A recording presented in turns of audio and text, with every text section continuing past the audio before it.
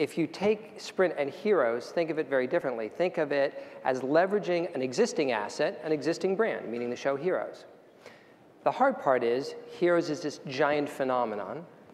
How does a marketer, how does Sprint use that, working with NBC and Barbara Blangiardi's group, the innovations group specifically, in really building a program that breaks through the clutter? So leveraging an asset across all these different platforms to really benefit the brand. So we're going to talk about the strategy, the context, the idea, the execution, and the results in the next 35 minutes, and we'll leave some time for questions. So it all works only if it's in context with the strategy, and Simon's going to start off with a little bit about Sprint, the strategy, where they were, and then we're going to get to the idea.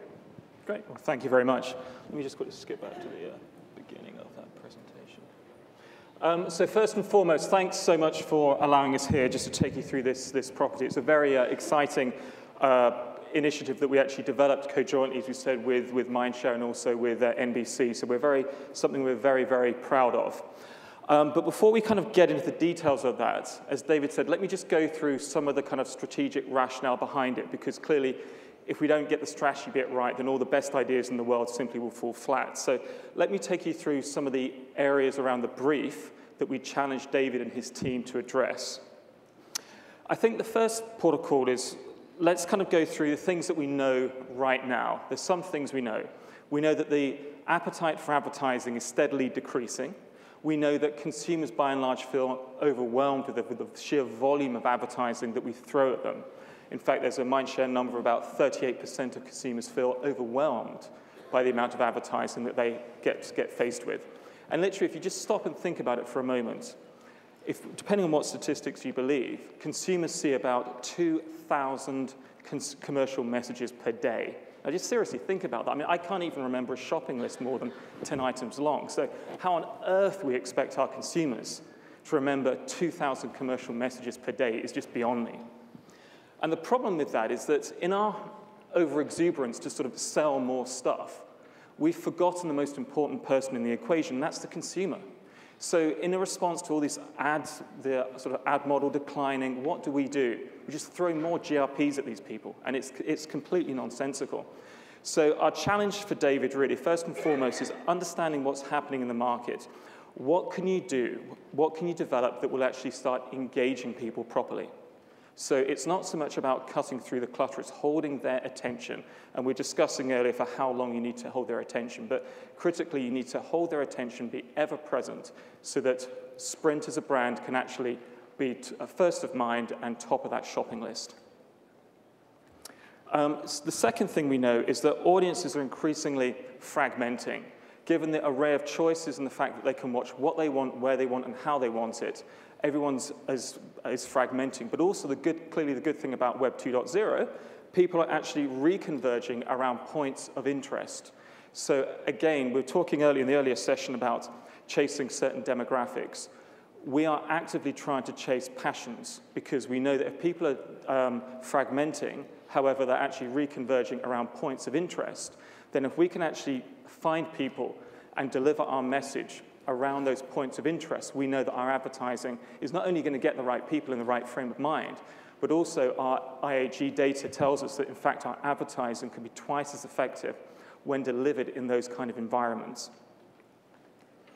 The other point is we mentioned earlier about engagement. As we said, one of the key things, it's not just about presenting lots of commercial messages. We've got to engage our audience properly, because if we can't engage them, we often talk about the fact that the balance of power has shifted, and it's shifted from being a traditional broadcaster into the hands of the consumer. And they don't have to watch our advertising if they don't want to. Why on earth would you want to sit through a whole stack of boring adverts? Therefore, the challenge for us has got to be how to deliver a message that is engaging on their terms that they want to participate in.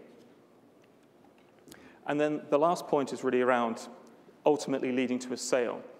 We talk a lot about, if you think about the traditional kind of funnel from awareness, favorability, trial, and preference, it's all very well having these wonderful engaging programs, building awareness, building favorability of the brand, but ultimately, us as marketers are accountable for sales.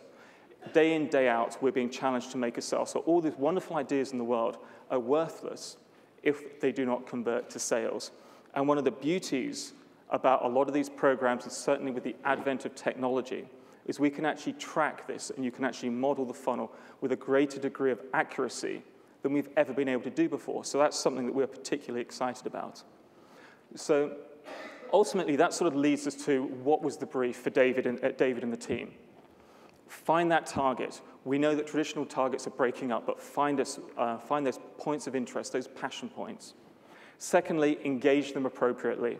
And most importantly, start building the brand at the top of the funnel. So ultimately, whilst we're looking at, I think I've got a couple of acronyms in there, MWI, most want to investigate, LTR, likelihood to recommend. We're building the brand that ultimately leads to a sale. And that was the challenge that we gave to David and the team, who's going to take us through their response. So you work with heroes. And what we did is we basically sat down and we said, we know the brief, we know what Sprint wants to do.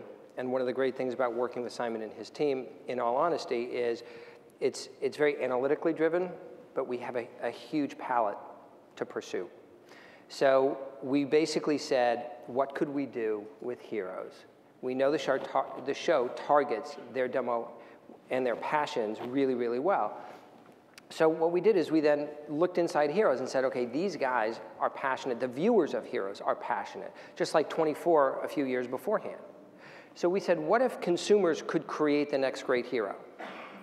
Within parameters we set, have Sprint wrapped around it, blow it out around every platform, and work with the show to get it done. Because the other thing we know about this show is that you have to be authentic. Otherwise, you will be torched. And so what we did is we came up with Create Your Hero. We worked with Barbara Blangiardi and NBC and Innovations, and we said, how do we do this? So we actually sat down with the showrunner from Heroes, and we said, here's our idea. They had somewhat of a similar idea, and we actually blended the two ideas together. And that's one of the things that's important in our process, is we're creatives coming from the television world, so we've got cred in that way. So we're able to sit down and have a creative conversation and really blow the idea out, which we're going to get to in just another minute. But if you take a step back, the idea is the idea, but everything we do starts with insights and analytics. So we said, okay, well, first of all, these are diehard entertainment fans, diehard hero fans.